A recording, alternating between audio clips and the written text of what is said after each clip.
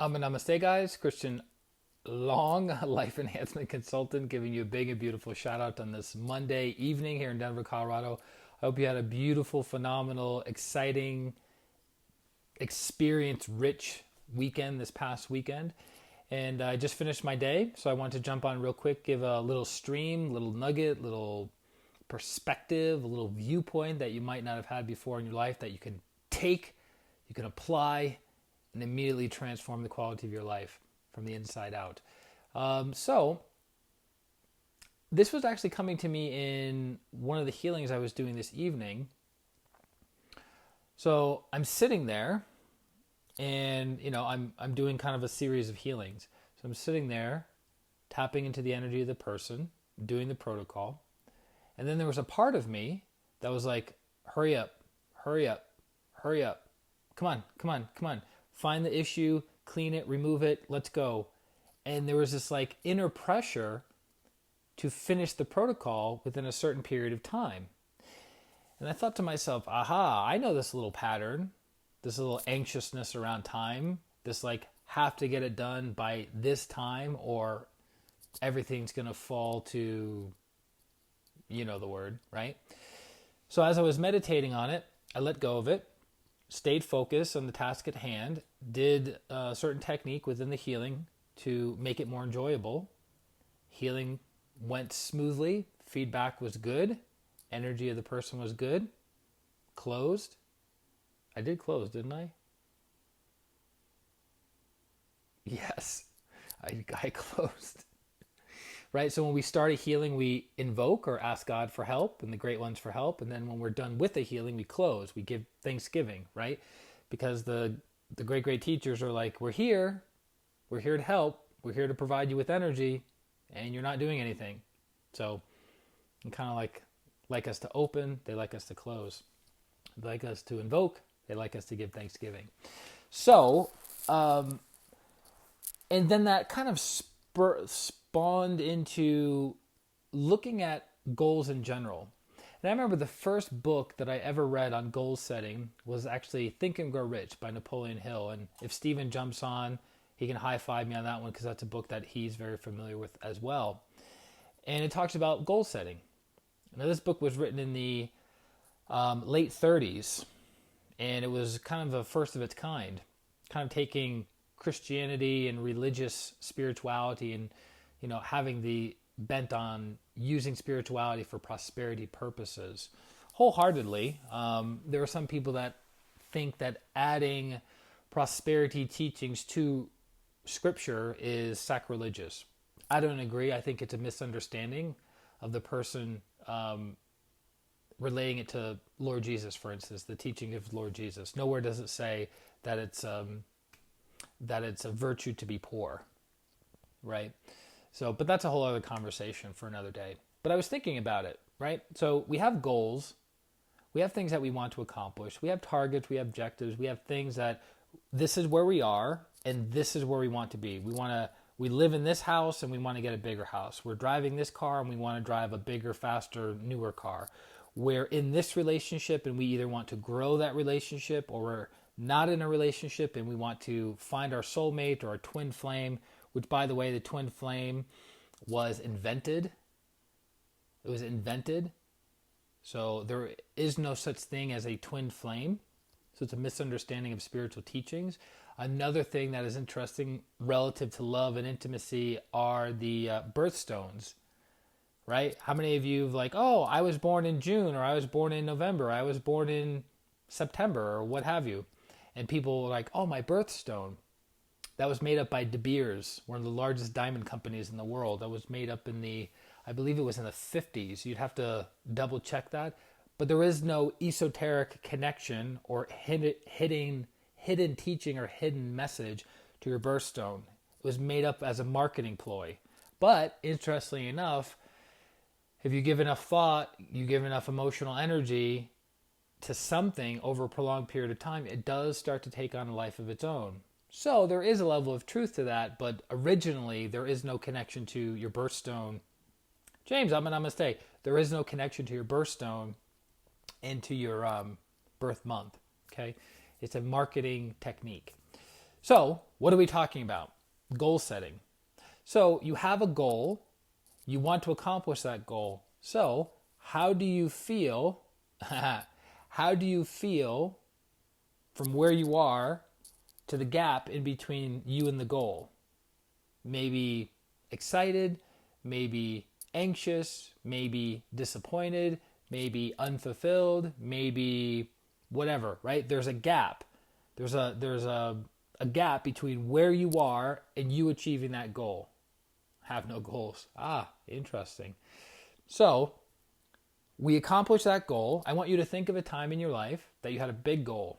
Whatever it was, new car, new house, new job, going from, 5-figure salary to 6-figure salary, from a 6-figure salary to a 7-figure salary, selling your company, Tafini, I'm going to say, selling your company, making, millions from it, whatever it is.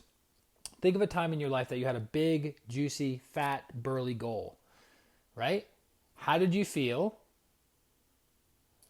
from the moment that you were striving towards that goal, getting the goal, and how did you feel a week to a month afterwards? So you're anxious, excited, your emotions are all over the place on the way to that goal. You accomplish the goal. You have temporary fulfillment, happiness, and joy that lasts for maybe a week, maybe a month, and then guess what? Another goal comes into your mind, another thing, I'm going to say, another thing that you want to accomplish comes into your awareness, right? And then the cycle repeats itself all over again. So most people are unfulfilled until they think once they accomplish their goal, they're going to be happy. They accomplish the goal, the happiness is temporary, and then guess what? Now they find a new goal, a new project, a new target they want to accomplish, and they are what? Noticing the gap between where they are and where they want to be with the goal, and there's more suffering, there's more unfulfillment, there's more lack, there's more scarcity, there's more etc. So I always feel better since the goal is over. Yeah, that's one aspect of people's experiences. So this past year, in 2019, I was able to accomplish a goal that had been a goal of mine for 10 years. So I had a decade-long goal, put in a tremendous amount of work, effort, study, practice, whole bunch of things, right? I accomplished that goal, but guess what? Not that the happiness didn't last after I accomplished the goal, but I had the realization of, I'm here now, I'm always here now, I can't live in the past, I can't live into the future. If I'm happy now, I'm happy now. If I'm fulfilled now, I'm fulfilled now. Regardless of what the goal is, right? Because if I'm unfulfilled because I haven't accomplished something, I'm going to be unfulfilled throughout the whole process. Then once I accomplish it, the happiness is going to be temporary, and then what? So it's more of a practice of being here now and practicing happiness, joy, and fulfillment here now. Not once the goal is obtained, which any of you who follow Abraham Hicks' teachings on the law of attraction, she is constantly stating, Abraham and Esther Hicks are constantly stating, have the thoughts and have the feelings, mostly the feelings, of what would your feelings be if you accomplished that goal. So the new car, the new house, the new relationship, an improved relationship, traveling around the world, how would that feel? And by feeling the feeling, what are you now doing? You're pulling the very thing that you want closer and closer and closer to you with less effort, with less suffering, and then it will just be a natural state, because I don't always enjoy the process, but I do need to get better to enjoy the process. Yes, ongoing. That's an ongoing process that you start over moment by moment by moment by moment. So right now, not so happy in the process. Here you can choose to be happy. Here you can choose to be happy.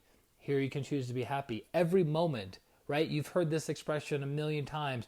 It's not the destination, it's the journey, right? But the journey is made up of nothing more than nows. Millions and millions of nows. So if you can be happy now without having your goal, then guess what? When you have your goal, you'll be happy. When you fall short of your goal, you'll be happy. when you exceed and surpass your goal, you'll be happy. Kat, Atman Namaste. Welcome, welcome, welcome. You're asking the universe to make it happen. Yes, now, very important.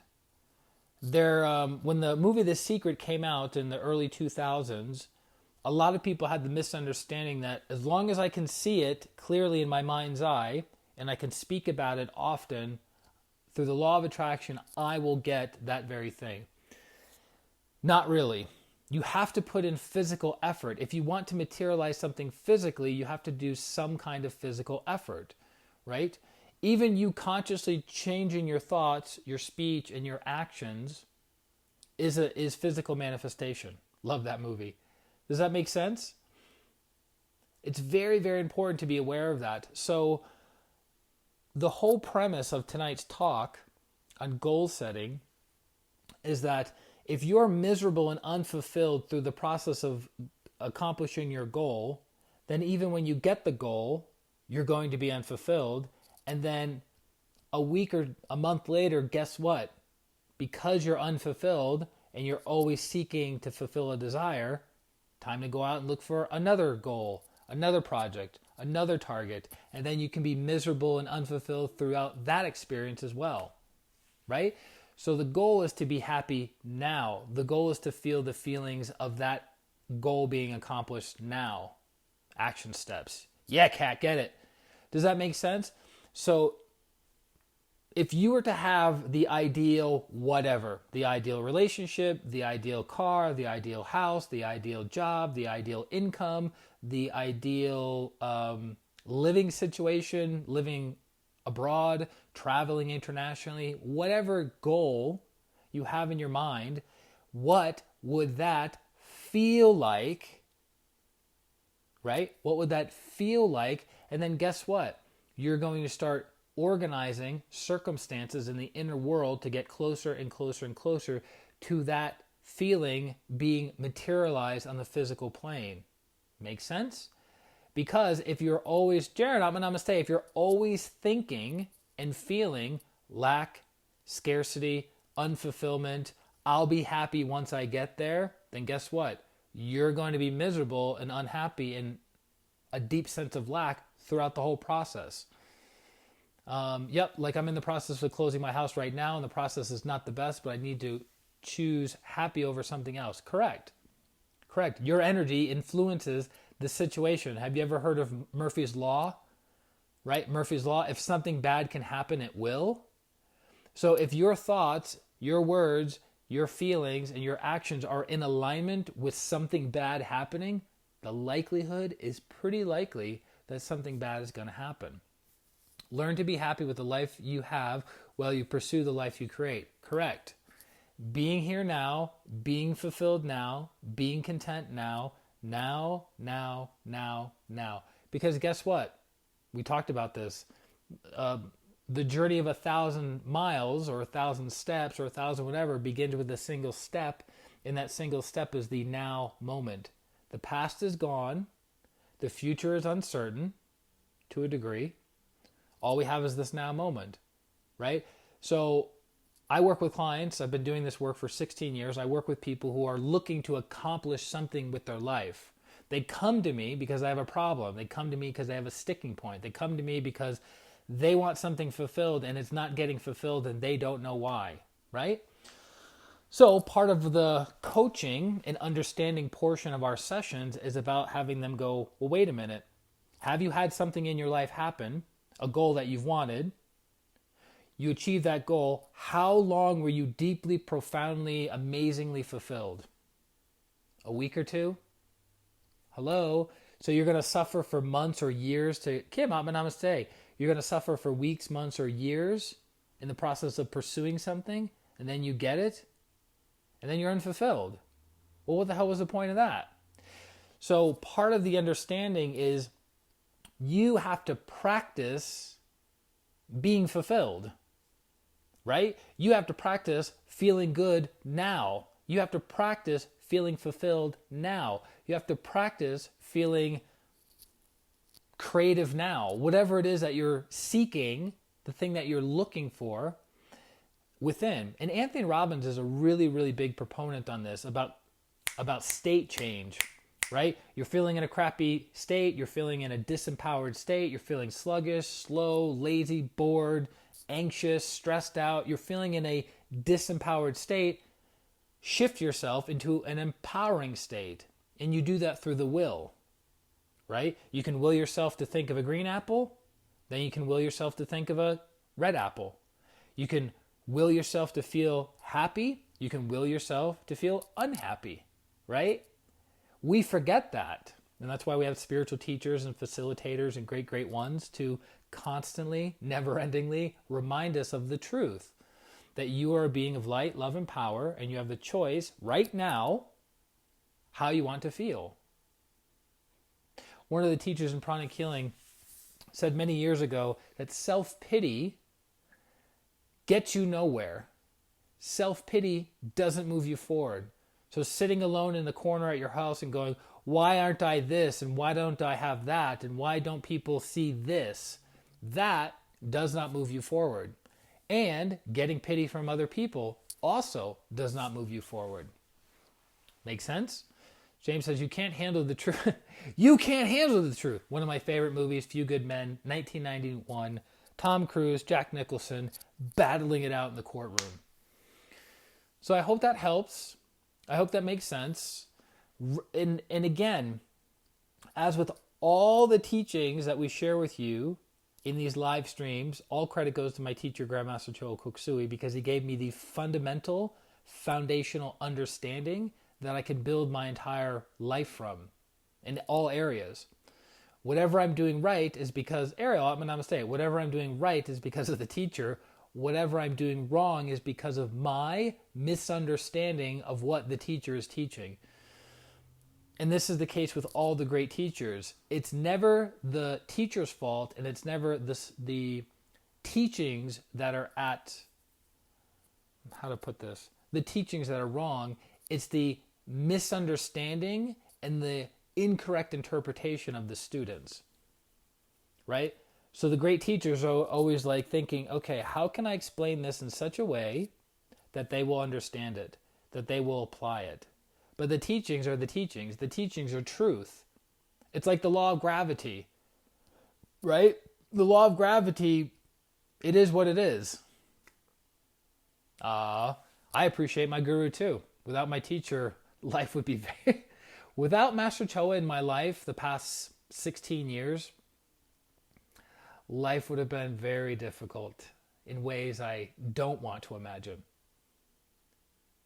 You look good, Wait, I look good. Did I just miss a text? Thanks, Mr. Long. You awesome when you're going to grow your beard again. You look good both ways. Okay. Layman's terms. I don't know. Part of my, if you've been following for a hot minute, part of my new, I have the shorter hair and the no beard. I didn't shave this morning. I have to shave every other day. But shorter hair, no beard, because I'm classy. I got the professional look. I had the long hair, right? I represented the spiritual yogi guy, right? And I had the long beard because I just wanted to see what it would look like. I'm the only guy in my family who can grow a nice thick beard, right? My dad always said that. He goes, you got the thickest beard of all of us, right? So, because I'm moving in how I represent pranic healing, how I represent my business, short hair, no beard, it's where we're at. Because I want to be relatable to more people. There are people who aren't relatable to people with long hair, and there are people who aren't relatable to people with beards. I learned this in business dress and business attire a long, long time ago. I studied this stuff. Whenever I'm interested in something, I dive super deep in it, super quickly. I learn everything I possibly can. I apply as much as I can, and then I kind of move on. So I had my year and a half of fashion, understanding fashion, demure. You look classy and classic, demure. Like, what is it? Like, what's her name? Rebecca Demure, isn't it? Anyways, so I studied this stuff and I was like fascinated. I'm still fascinated in fashion in certain aspects. So I realized, okay, yeah, could grow the hair long again, could grow the beard out again, but I want more people to be relatable to me so they feel comfortable to connect with me. Because there's some people that are like, hey, I don't want to hang around hippies, or hey, I want to work with a professional. I charge professional prices and I'm an expert at what I do, but if I don't fit the part, people are like, this is kind of weird. This doesn't match, right? So that's why financial planners wear suits. That's why guys that work on Wall Street wear suits. That's why bankers wear suits, right? Because they're trying to represent professionalism. And I've noticed in the world of energy healing, meditation, and practical spirituality, there's a little nuttiness out there. No judgment. It just, people are kind of all over the place. Nina, namaste. And I want to be more relatable to the masses. Whenever Master Choa, when he was still in the physical body, whenever he would teach, he wasn't dressed like a quote-unquote spiritual guru.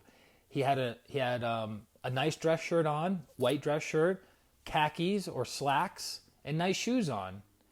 Yes, there were moments in time that he would have a meditation shawl on, but in general, Master Choa was dressed like a professional. He was dressed as a businessman because he was a very, very successful businessman, right? So I'm doing my best to model the teacher in that respect. Jesus had a beard. Wonder what happened if he shaved. It would be kind of interesting, right? Logistically, back then, it was much, much different. The standards of attire were different. Why? Because the evolution and development of the entire world was lower during the time of Lord Jesus. Why do you think he taught in parables or in stories to the masses? Right? Makes sense. Make spirituality approachable. Absolutely. Absolutely. Because some people are intimidated with someone who's dressed up in a robe. Now, another interesting thing to that is a colleague of mine, who's also a professional healer, for a very long time, he would just dress as an ordinary person, right? Shirt and pants. But then something occurred to him that when he dressed like a traditional Indian teacher or a traditional Indian guru, guess what? People would listen to him. So that's his approach, right? People would listen to him and go, this guy is dressed like this, therefore, they've done so many sociological studies on this, like unbelievable, that when someone wears a white coat or a business suit, they have greater authority through the perception of the person that they're connecting with. Time and time and time again. You can look it up online. Google it. Google the studies. White lab coat and business suit studies, like attire. You'll see study after study after study, because that's how we gauge people. That's how we see where people are at. When I had long hair and a beard, I looked like a hippie.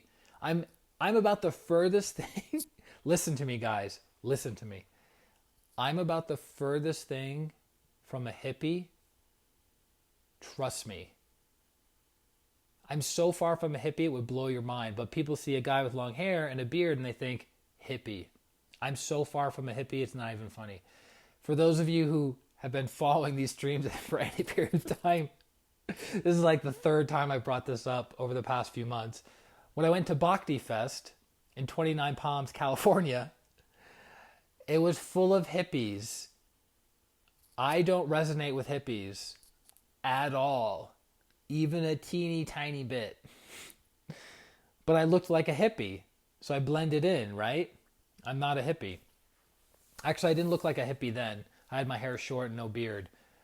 So actually, the funny thing is, if I went there a year earlier with my long hair and my beard, they would have been like, welcome. Welcome to the party, fellow hippie. Anyways, I'm not a hippie, even close. Yeah, very true. You got it. I wonder if Mark Zuckerberg wore a suit. I would bet you, bottom dollar, James, that when Mark Zuckerberg, I don't know this for a fact, so we'd have to find it out, but when he was meeting with professionals, he wore a business suit. I can almost guarantee it. I can almost guarantee it. He wore a business suit. Hey, Sibel, Atma Namaste. But when he became more successful and prosperous, he's like, you know what? I'm just going to bust this out, yo. I'm just going to bust out my t-shirt, my jeans, my Skechers, and be done with it. Yeah, when you're worth, what, $50 billion, you can pretty much dress however the hell you want. But listen to this. Watch. You guys ready? I'm going to prove a point. When Mark Zuckerberg went in front of Congress recently, within this past 6 months, what was he wearing? Hello? When Mark Zuckerberg, a guy that's worth $50 billion plus dollars, was sitting in front of Congress, what was he wearing? He was wearing a business suit, because I actually watched it. He's wearing a business suit. Why? Because he's trying to relate. He's trying to be in the same level of the peers that are judging him. Shelly, I'm going to say, does that make sense? It's a really key point.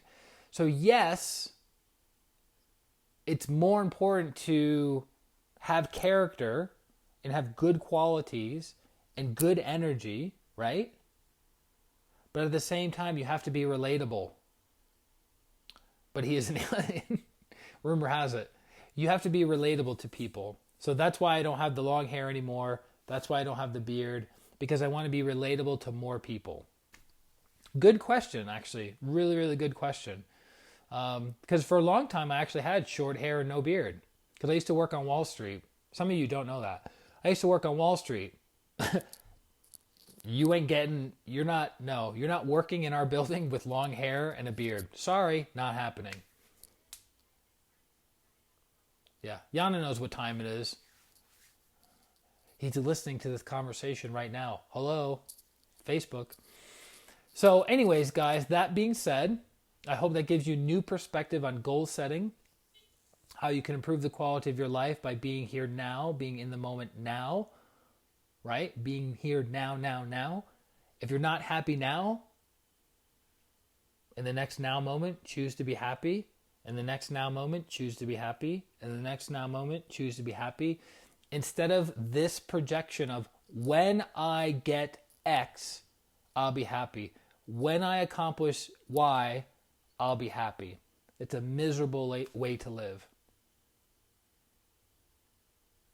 I also teach, so I don't wear a beard. There you go. The book Power of Now, love that book. It's a great book. Eckhart Tolle. We talked about Eckhart Tolle a couple streams ago. Great teacher. Simple message, but infinitely deep. Have a good night, Kat. You're amazing. Keep it real, girl.